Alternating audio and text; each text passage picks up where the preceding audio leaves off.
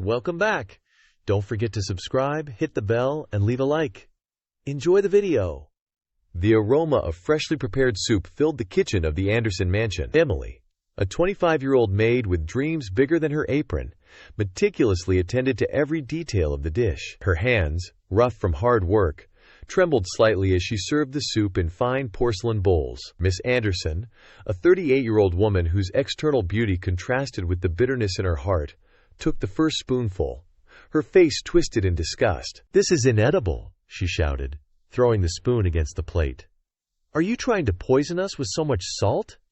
Emily felt as if she'd been slapped. Years of humiliation condensed into that moment, and a spark of defiance ignited in her eyes. Mr. Anderson, a businessman more concerned with his investments than family peace, tried to calm the situation with a weak, "It's not that bad, dear, but the damage was already done." Mrs. Anderson continued her tirade, exposing every imaginary flaw in Emily's work. Each word was a lash, leaving invisible scars on the young maid's soul as Emily collected the dishes with trembling hands and a heart pounding with rage and helplessness. She overheard a conversation between the Andersons. They spoke in intense whispers about debts, gambling, and business on the brink of collapse. The facade of the perfect family crumbled before her eyes. That night, in the solitude of her small room, Emily cried not just for the humiliation suffered, but for the revelation that her oppressors were as fragile as she was. Vengeance, a thought she had never harbored before, began to germinate in her mind. She fell asleep with a new resolution. She would no longer be the victim in this story. The sun was just peeking through the silk curtains when Emily began her daily chores at the Anderson mansion. Her movements were mechanical, her mind still replaying the events of the previous night. As she cleaned Mr. Anderson's study, a glimmer caught her eye. There, almost hidden among disordered papers, lay a lottery ticket. Emily picked it up with trembling hands, her heart racing. For a moment, she imagined a different life, far from oppression and humiliation. Without a second thought, she slipped the ticket into her apron pocket. She had barely finished cleaning when she heard the hysterical shouts of Mrs. Anderson. "My ticket! Where's my ticket?" The house turned into a whirlwind of accusations and frantic searching. Emily, with her heart in her throat, denied knowing anything, feeling the weight of the paper in her pocket as if it were made of lead. Mrs. Anderson, eyes wild with rage, began searching each employee. When it was Emily's turn, time seemed to stop as Mrs. Anderson's hands searched her body while Emily silently prayed. That night, locked in her room, Emily turned on the small television. The announcer read the winning numbers and, with disbelief, she saw that they matched the stolen ticket.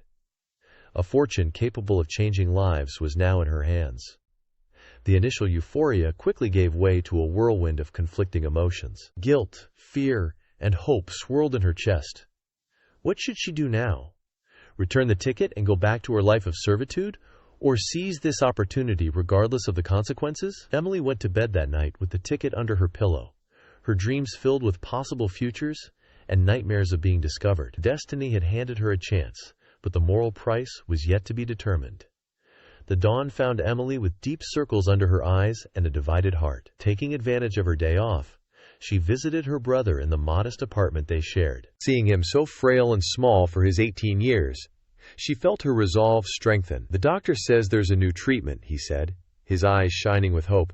"But it's extremely expensive, Emily. We couldn't afford it in 100 years." Each word was like a dagger to Emily. The ticket in her pocket felt like it weighed a ton. It could change her brother's life, giving him the opportunity he deserved. But was it worth sacrificing her integrity? Back at the Anderson mansion, the atmosphere was toxic. Mrs. Anderson, consumed by the loss of the ticket, had become even crueler. Her shouts echoed through the halls, blaming everyone for her misfortune. Emily cleaned in silence, each insult fueling her determination. She watched as Mr. Anderson, once imposing, shrank under the weight of debts and his wife's anger. She heard him muttering about bankruptcy and ruin. In a moment of weakness, Emily almost confessed. The words were on the tip of her tongue when Mrs. Anderson slapped her, accusing her again of theft. "You're a thief, an ingrate. You should be grateful we give you work." Something broke inside Emily. Compassion gave way to resolution. It was no longer just about her or her brother. It was for every humiliation, every injustice. That night, looking at the ticket in the moonlight, Emily made her decision. She would no longer be the victim. The money would be hers. And with it, the freedom she so longed for. Whatever the consequences, she would face them with her head held high. Fate had placed this opportunity in her hands, and she would not let it slip away. For the first time in years, Emily fell asleep with a smile on her lips, dreaming of a bright future for her and her brother. The unexpected arrival of Grace, the Andersons' daughter, shook the already tense atmosphere of the mansion. Newly graduated from college abroad, Grace brought with her a breath of fresh air and a keen eye that quickly noticed the cracks in the family's facade. Emily watched cautiously as Grace moved through the house, her eyes catching details others overlooked. The young mistress seemed different from her parents, showing a kindness Emily wasn't used to receiving from the Anderson family. "Is everything okay, Emily?" Grace asked one day, surprising the maid with her genuine concern. "You seem worried." Emily felt the words stick in her throat. For a moment, she considered confessing everything, seeking solace in Grace's apparent understanding. But the memory of past humiliation sealed her lips. Meanwhile, Mrs. Anderson, consumed by the loss of the ticket, made a drastic decision. Emily overheard her on the phone hiring a private investigator to find the lost ticket. Panic gripped Emily. With trembling hands, she hid the ticket in a place she thought safe, praying that no one would find it. Every sound, every look became a potential threat. At night, when the house was asleep, Emily would sneak around, planning her escape. She researched how to cash in the prize without raising suspicion, imagining a life free from the Andersons' oppression. But guilt and fear gnawed at her. She saw the worry in Grace's eyes, the growing despair on Mr. Anderson's face, and felt the weight of her secret crushing her. As Grace argued with her parents, the words debts, casino, and bankruptcy floated to Emily's ears. She realized that the ticket was not just her salvation, but could also be the Andersons' undoing. With her heart racing and her mind in turmoil, Emily wondered if she had gone too far to turn back. The prize promised freedom, but the moral cost grew with each passing day. Paranoia gripped the Anderson mansion like a thick, invisible fog. Emily felt unseen eyes following her every move. The private investigator, a man with a shady appearance, prowled the house, his presence a silent threat that sent chills down the young maid's spine. In a moment of weakness, Emily visited her brother in the hospital. Seeing him hooked up to machines, his small body struggling to grow, nearly broke her. Words crowded in her throat, the confession ready to spill out. But seeing the hope in her brother's eyes, Emily bit her tongue. The treatment was his only chance, and she had the means to provide it. Back at the mansion, tensions reached a boiling point. Mrs. Anderson, with pronounced dark circles under her eyes and trembling hands, summoned all the staff. Her voice, usually authoritative, trembled with a mix of desperation and fury. "I know one of you has my ticket," she declared, her eyes scanning the frightened faces. "If the culprit doesn't confess right now, I'll report you all for theft." The silence that followed was deafening. Emily felt her heart beating so loudly she feared everyone could hear it. Her eyes briefly met Grace's, who looked at her with a mix of suspicion and concern. That night, locked in her small room, Emily packed a suitcase with trembling hands. The idea of fleeing, disappearing with the ticket, had never been so tempting. She could start a new life, free from oppression and fear. But as she contemplated this possibility, her brother's face appeared in her mind. What would happen to him if she disappeared? And what about the satisfaction of seeing Mrs. Anderson's face when she discovered her worthless maid had won millions? With her heart divided between the desire to escape and the need to face the consequences of her actions, Emily sat on the edge of her bed, the lottery ticket burning in her hands like a promise of freedom and a chain of guilt. Dawn found Emily with her nerves shattered and an unbreakable resolve. She had made her decision. She would escape that very night with the winning ticket. With cautious movements, she packed the essentials into a small suitcase, hiding it under her bed. Throughout the day, Emily performed her tasks with feigned calm, her heart pounding with each suspicious glance. The Anderson mansion had become a minefield of tensions and veiled accusations. When the clock struck 11, Emily slipped out of her room, suitcase in hand, and the prize ticket hidden in her bra. The silence of the sleeping house was oppressive. Every creak of the floor was a threat of being discovered. As she reached the foyer, a voice emerged from the shadows. In an instant of desperation, the words poured out of her like a torrent. She confessed everything: the ticket, the prize, her motives. The investigator listened in silence, his expression shifting from surprise to calculating consideration. When Emily finished, panting and on the verge of tears, he spoke in a soft but firm voice. "I have a proposition for you," he said, stepping closer. "I can help you cash in that prize without anyone knowing. I have the necessary contacts. In return, of course, I'll receive a generous compensation." Emily looked at him, stunned. The offer was tempting, a way out of her dilemma. But could she trust this man? Wouldn't she just be jumping from one problem to an even bigger one? With her heart in her throat and her mind in a whirl, Emily faced a decision that would change the course of her life forever. Emily's decision to accept the investigator's proposal set off a whirlwind of events. With the dawn, the Anderson mansion plunged into chaos. Anderson, upon discovering Emily's disappearance, went into a frenzy of anger and panic. "That thief took my ticket!" she raged, her face contorted with fury. Mr. Anderson, pale and disheveled, tried in vain to calm her while making frantic calls to his contacts. Meanwhile, Emily and the investigator found themselves racing against time. They traveled in a dilapidated car on back roads, avoiding main routes. "I have a friend at the lottery office," explained the investigator as he drove. "He'll help us cash the prize without raising any suspicions, but we need to hurry." Guilt gnawed at Emily. She thought of her brother, of the promise of a better future, but she also remembered the humiliations, the cruel treatment from Mrs. Anderson. Every mile away from the mansion was a mix of relief and remorse. In the mansion, Grace observed the chaos with a mix of horror and suspicion. She knew Emily well enough to believe she wasn't just a common thief. Something more was happening, and she was determined to find out. "Dad!" Grace interrupted another frantic call of her father.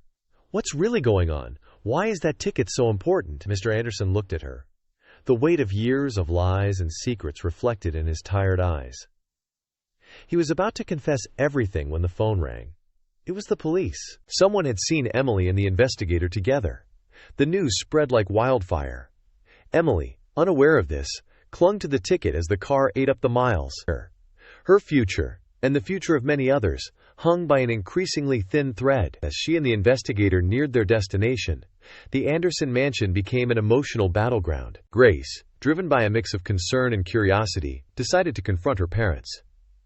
"What did you do to Emily?" she demanded, her voice trembling with indignation. "She's not a thief. Something else is happening here, and I deserve to know the truth."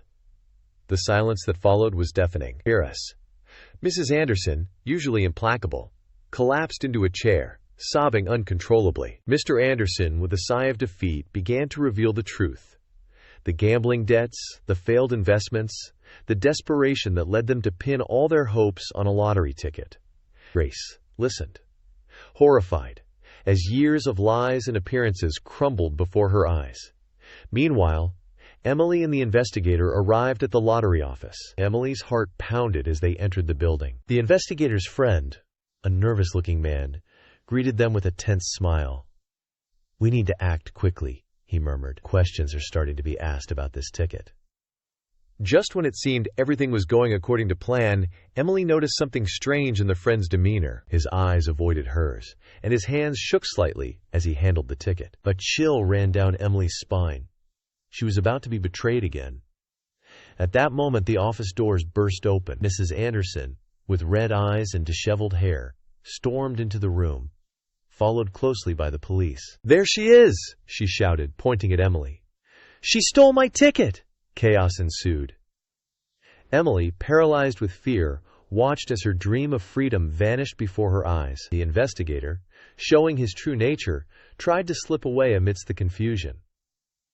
In the turmoil, Emily's eyes met Mrs. Anderson's.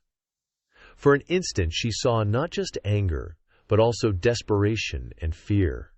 The realization hit her. They were all victims of their own desperate decisions. The chaos in the lottery office dissipated as quickly as it had begun. Emily, the investigator, and the Andersons were taken to the local police station for questioning. The tension was palpable in the small waiting room where they all sat, avoiding direct eye contact. Emily, with handcuffs on her wrists and a sinking heart, watched as her dream of a better life slipped away. The investigator, seated in a corner, muttered with his lawyer, casting furtive glances her way. Mrs. Anderson, stripped of her usual arrogance, seemed a shadow of her former self. Her makeup, streaked with tears, revealed a vulnerable and frightened woman. Mr. Anderson, for his part, kept his head in his hands, visibly crushed by the weight of his decisions. Grace arrived shortly after. Her eyes, red from crying, looked at Emily with a mix of disappointment and compassion before sitting down next to her parents. The silence was broken by the arrival of a police officer. "The ticket," he announced, "is authentic, and the winner." The news hit like a bombshell. Mrs. Anderson jumped to her feet, claiming her right to the prize. Emily, gathering all her courage, spoke for the first time since her arrest. "I found it," she said, her voice trembling but firm. "It was lying in the study, forgotten among the papers." The officer looked at both women, then at the ticket. "This will have to be resolved in court," he finally declared. The revelation that the ticket was indeed the winner of the grand prize unleashed a media storm. Journalists crowded outside the police station, eager to capture every detail of the story. Emily was released on bail, surprisingly paid by Grace. As she left the police station, she faced cameras and microphones. Questions rained down on her. "Why did you do it? Do you regret it? Work. What do you plan to do with the money if you win the case?" Overwhelmed, Emily could only murmur, "I just wanted a better life for my brother and me." As she walked away from the crowd, Emily realized that her life would never be the same. The ticket that promised freedom had become a chain, binding her to an uncertain and turbulent future. The final showdown took place at the Anderson mansion, now the epicenter of a scandal-shaking society. Emily, armed with the truth and backed by lawyers hired by Grace, faced the family that had belittled her for years. The grand hall, once a scene of lavish parties, was now an emotional battlefield. Mrs. Anderson, stripped of her hostess, looked at Emily with a mix of hatred and desperation. "You're a traitor," she hissed. "After everything we've done for you." Emily, with a calm that surprised even herself, replied, "What you've done for me? Do you mean the insults, the humiliations, the slave-like treatment?" Mr. Anderson, slumped in his favorite armchair, seemed to have aged years in just a few days. With a broken voice, he began to reveal the truth about his crumbling empire, the suffocating debts, and how the lottery ticket was their last hope. Grace, standing between her parents and Emily, listened in horror as years of lies and appearances crumbled before her eyes. The tension peaked when Emily's lawyer presented evidence of embezzlement and tax evasion by the Andersons. Mr. Anderson, seeing his world collapse, suffered a nervous breakdown and had to be attended to by paramedics. Amidst the chaos, Emily found herself face to face with Mrs. Anderson. For a moment, she saw in her former employer's eyes not just anger, but also a flash of recognition. As if for the first time she saw Emily as a human being. "What do you really want?" Mrs. Anderson asked, her voice barely a whisper. Emily, her heart pounding, responded, "Justice, and the chance for a dignified life, something you've always denied me." The ensuing silence was deafening. Grace, making a decision, approached Emily. "I think it's time we all face the truth," she said, looking at her parents, "and the consequences of our actions." As the lawyers discussed the terms of a possible settlement, Emily realized that this bitter victory was just the beginning of a long and difficult journey toward redemption and true justice. The days following the showdown at the Anderson mansion were a whirlwind of legal and media activity. Emily, now at the center of public attention, found herself navigating a completely new and terrifying world. With part of the prize money, which had been frozen pending legal resolution, Emily hired a team of elite lawyers. The young woman who once scrubbed floors now sat in luxurious offices, discussing legal strategies that would determine her future. Meanwhile, Mrs. Anderson, consumed by vengeance, moved her own pieces on the board. In a desperate act, She tried to sabotage Emily's brother's medical treatment by bribing a nurse to alter his medication. When Emily learned of this attempt, something inside her snapped. The guilt and remorse she had felt evaporated, replaced by a cold determination. If they want a war, she murmured to herself, they'll get one. Grace, torn between family loyalty and her sense of justice, approached Emily in secret. "I can't believe what my mother has done," she confessed, tears in her eyes. "I want to help you, Emily. It's the right thing to do." With Grace's help, Emily obtained crucial evidence of the Andersons' illegal activities. Documents, recordings, and witnesses all began to pile up, forming a solid case, not just for keeping the lottery prize, but for exposing years of exploitation and fraud. The private investigator, seeing which way the wind was blowing, tried to negotiate his silence in exchange for immunity. Emily, hardened by recent events, rejected him outright. As the case progressed, Emily realized that the money she once believed would bring her freedom had become a heavy burden. Every decision, every legal move distanced her from the person she once was. One night, while visiting her brother in the hospital, Emily looked in the bathroom mirror. She barely recognized the woman staring back at her. Determined, strong, but with a hardness in her eyes that had never been there before. She wondered if, in her quest for justice, she was losing sight of what really mattered.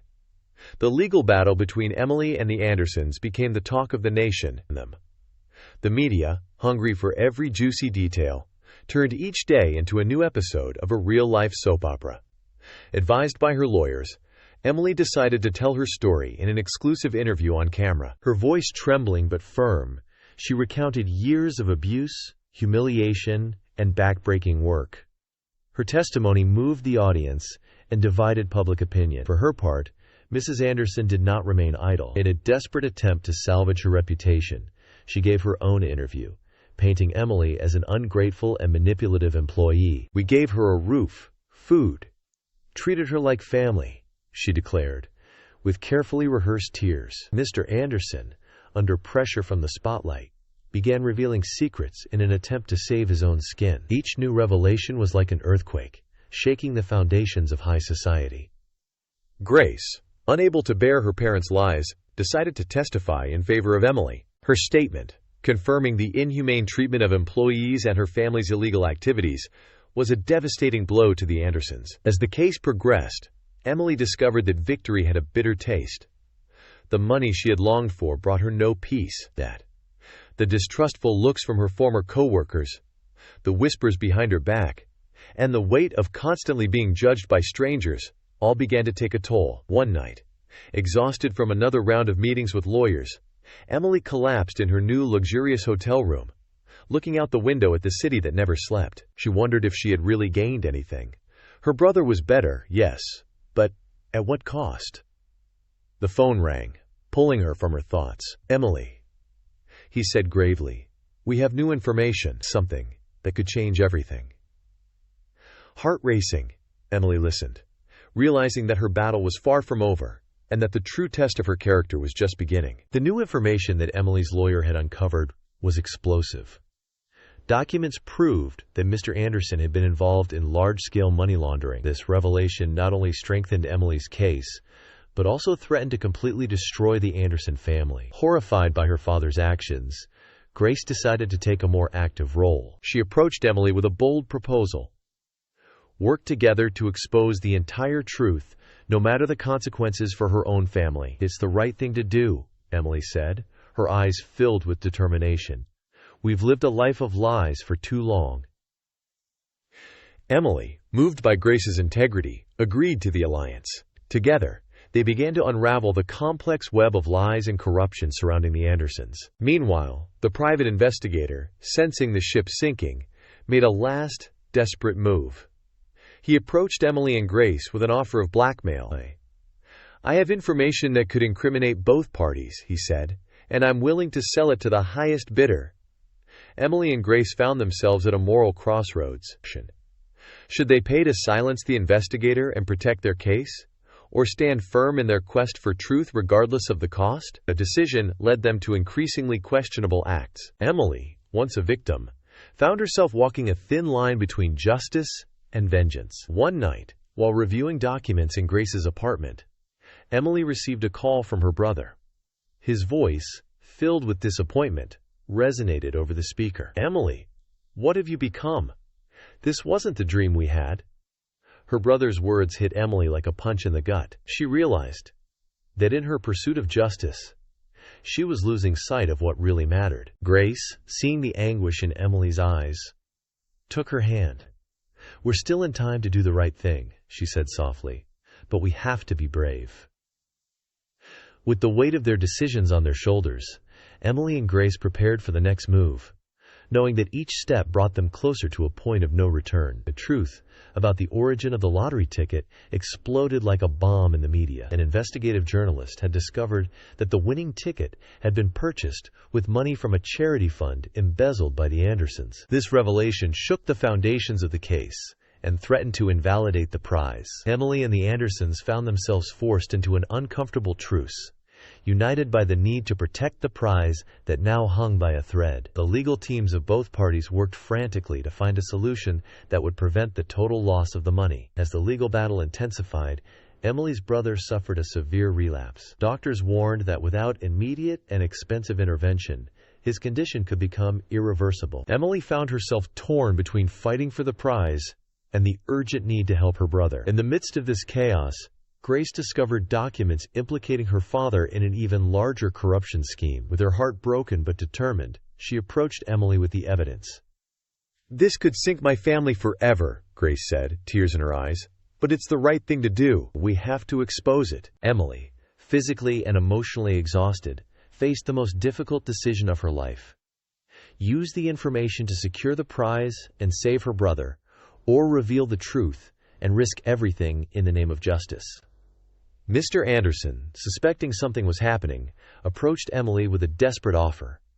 Withdraw all accusations and cede the prize in exchange for her silence about the new discoveries. As Emily pondered the offer, she received a call from the hospital. Her brother's condition had critically worsened. She needed to make a decision, and quickly. With time running out and pressures mounting from all sides, Emily realized that whatever decision she made would irrevocably change the course of many lives, including her own. The question was no longer just about money or justice, but about what kind of person she would choose to be. At this crucial moment, fate, with its usual sense of irony, decided to intervene. At the most critical moment, as Emily wrestled with Mr. Anderson's offer and the urgency of her brother's condition, Mrs. Anderson was involved in a devastating car accident. The news spread like wildfire through the mansion. Mr. Anderson, pale and trembling, received the call from the hospital. His wife was in critical condition, fighting for her life in the same hospital where Emily's brother was being treated. When Emily learned of the accident, she felt a confusing mix of emotions. On one hand, years of mistreatment and humiliation weighed on her heart. On the other, an unexpected feeling of compassion arose in her. Life, in all its fragility, presented itself before her in a way she had never contemplated before. Grace, devastated by the news, approached Emily with pleading eyes. "I know I have no right to ask you for anything," she said between sobs, "but please help us. The prize money could save my mother." The moral dilemma reached epic proportions. Emily found herself in the position of deciding over the life of the woman who had hurt her so much. The irony was not lost on her. Now she had the power to be cruel or compassionate. In the hospital, Emily walked through the halls, her mind a whirlwind of thoughts. In one room, her brother struggled to grow. In another, Mrs. Anderson fought to survive.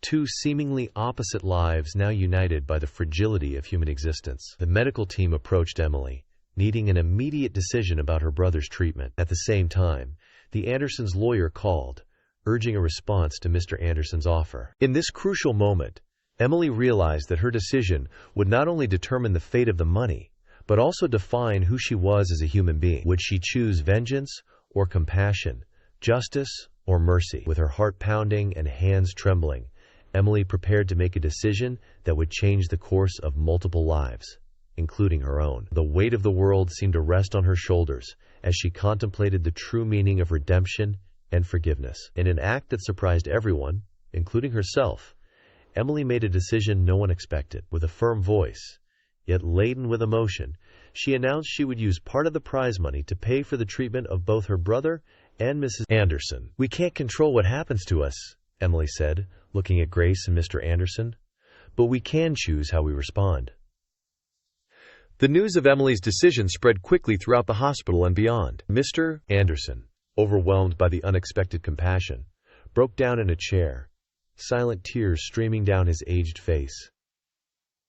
Grace hugged Emily, murmuring tearful thanks. For a moment, the barriers of class and resentment dissolved, leaving only two women united by adversity and hope. However, Emily's decision did not come without conditions. With the help of her lawyers, she drafted an agreement. In exchange for her assistance, she demanded a full confession from the Andersons about their illegal activities and fair compensation for all the employees who had been exploited over the years. Mr. Anderson, seeing an opportunity for redemption, agreed to the terms. With a broken voice, he began to reveal years of fraud, tax evasion, and labor abuses. Each word seemed to lift a weight off his shoulders while Grace listened, horrified but determined to face the family truth. Meanwhile, the doctors worked frantically to save Mrs. Anderson and improve Emily's brother's condition. A subtle shift began to manifest in the dynamics between all involved. Vengeance and resentment slowly gave way to a deeper understanding of human frailty and the possibility of change. Emily, observing how her decision triggered a series of events she never could have imagined, realized that the true prize was not the money, but the opportunity to break the cycle of hate and resentment. That night, as she watched over her brother's bedside, Emily reflected on the unexpected turn her life had taken. The path to healing and justice would be long and difficult, but for the first time in a long time, she felt a spark of genuine hope. The days following Emily's agreement were a whirlwind of emotions and revelations. While Mrs. Anderson fought for her life in intensive care, Mr. Anderson, consumed by guilt and remorse, began to unravel the complex web of lies and corruption he had woven over the years. In a hospital conference room, temporarily converted into an improvised command center, Emily, Grace, and a team of lawyers listened intently to Mr. Anderson's every confession. Each revelation was more shocking than the last. Bribery of officials, large-scale tax evasion, and even the terrible truth about the charity fund's origin, the lottery ticket. Mr. Anderson confessed with a broken voice, "Was bought with money meant for an orphanage. I thought I could return it multiplied if I won." Grace, horrified by her father's actions, struggled to reconcile the man she thought she knew with the one now being revealed. Emily, for her part, felt a mix of vindication and sorrow. The justice she had long sought was coming, but at an emotional cost she hadn't anticipated. Meanwhile, in another part of the hospital, Emily's brother showed signs of improvement, thanks to the intensive treatment. Every small progress was a testament to the transformative power of the compassion Emily had shown. However, the situation was far from resolved. As Mr. Anderson's confessions came to light, new legal and ethical challenges arose. The lottery prize, now tainted by its questionable origin, became the center of a moral and legal debate. Emily found herself in the eye of a media and legal storm. Journalists camped outside the hospital, hungry for every fragment of information. Activist groups demanded that the money be returned to the affected charitable organizations. In the midst of this chaos, Emily received an anonymous note suggesting there were more secrets to uncover. Secrets that could change everything. Again, with her heart racing, Emily realized that her journey to truth and justice was just beginning, and that each revelation brought new moral dilemmas and difficult decisions. The anonymity of the note didn't last long. The private investigator, feeling he was losing control of the situation, decided to play his last card. He showed up at the hospital, his face a mask of desperation and cunning. "I have evidence," he said quietly to Emily and Grace, "that could sink everyone or save them. It's up to you." Emily and Grace exchanged worried glances. The investigator showed them compromising photos of Mr. Anderson, with high-ranking politicians and documents suggesting a corruption network far beyond what they had imagined. "What do you want?" Emily asked, her voice trembling. "Immunity and a portion of the prize," he replied without hesitation. The investigator's proposal placed Emily and Grace in an even greater ethical dilemma. Revealing the full truth could bring justice to many, But it would also destroy lives and shake the foundations of society. Hiding it would make them complicit in the crimes they had sworn to expose. As they debated what to do, Emily's brother, now more lucid thanks to the treatment, surprised her with his perspective. "Emily," he said weakly, "remember why this all started. It wasn't for money or revenge, but for justice and a dignified life." His words resonated deeply with Emily, reminding her of her core values. Grace, for her part, wrestled with family loyalty and her own sense of justice. "If we expose everything," she reflected, "not only will my father fall, but so will many others. Do we have the right to decide that?" The tension in the room was palpable. The investigator waited impatiently, aware that his future hung by a thread. Feeling the weight of the decision on her shoulders, Emily closed her eyes for a moment. When she opened them, there was a new determination in her gaze. "We can't play judges," she said finally.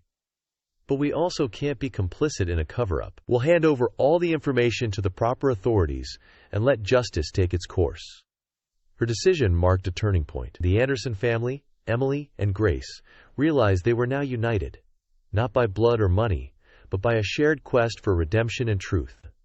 The next morning, headlines in all the newspapers and newscasts screamed the news. "Anderson Scandal. Domestic Worker Exposes Corruption Network." Emily's decision to reveal the full truth had unleashed an unprecedented media storm. Emily found herself suddenly at the center of a whirlwind. Journalists camped outside the hospital, eager to capture every detail of the story. Social media buzzed with debates about ethics, justice, and redemption. In the midst of the chaos, Emily's brother, now recovered thanks to the treatment, visited her in the hospital. His presence was a powerful reminder of why all this had begun. "I'm proud of you, sister," he said, hugging her tightly. "But are you sure this is what you want? The path you've chosen won't be easy." Emily, moved by her brother's support, felt her resolve strengthen. "It's the right thing to do," she replied. "I can't build a new life on lies and secrets." Meanwhile, Grace organized a press conference. The young heiress, determined to face the situation head-on, planned to make a public statement on behalf of her family. Moments before the press conference began, Emily received an anonymous call. The voice on the other end was grave and threatening. "If you speak, there will be consequences. Some secrets are better left buried." Emily's heart raced. The threat was clear, but so was her determination. With trembling hands, she told Grace about the call. "We can cancel the press conference," Grace suggested, concerned. "Your safety comes first." Emily looked at Grace, then at the Anderson family, who waited nervously in the hospital room. She thought of her brother, of the charity beneficiaries, of all the lives affected by this web of lies. "No," she finally said, her voice firm despite the fear. "We've come too far to turn back now. The truth must come out, no matter the consequences." With this decision, Emily and Grace prepared to face the press and the world. They knew their words would change lives, shake institutions, and possibly put them in danger. But they also knew it was the only path to true redemption. As they walked toward the press room, Emily felt the weight of responsibility on her shoulders. This was her chance to give a voice to all those who had been silenced by power and corruption. With each step, she reaffirmed her decision to face whatever came, no matter the personal cost. The press conference was an explosive event that rocked society to its core. Emily and Grace, standing side by side, revealed the full truth without reservation. They spoke of the corruption, the lottery ticket, and how a simple act of desperation had unraveled a web of lies that extended far beyond the Anderson family. As Emily detailed years of abuse and exploitation, Grace exposed her father's shady business dealings and the complicity of powerful figures. The press room was silent, save for the sound of cameras and the occasional gasp of surprise from the journalists. But the real bombshell dropped when Emily revealed the origin of the charity fund money. It came from illegal activities tied to a cartel. This revelation sent shockwaves through the media and put authorities on high alert. Within hours, the Anderson mansion was raided by police. Mr. Anderson, still in the hospital, was placed under custody. The investigation quickly expanded, implicating politicians, businessmen, and even judges. Emily and the Anderson family found themselves in the eye of the storm. The threats against their lives became real and tangible. They had to be placed under police protection. Their lives changed forever. Amidst the chaos, Emily had an epiphany. Looking at Grace, who stood strong despite watching her world crumble, and thinking of her brother, whose life had been saved by this twist of fate, Emily understood the true value of life and family. All of this, Emily said to Grace in a moment of calm, started with an act of desperation and vengeance, but now I see it's about something much bigger than us. Grace nodded, taking Emily's hand. It's about doing what's right, no matter the cost, she replied.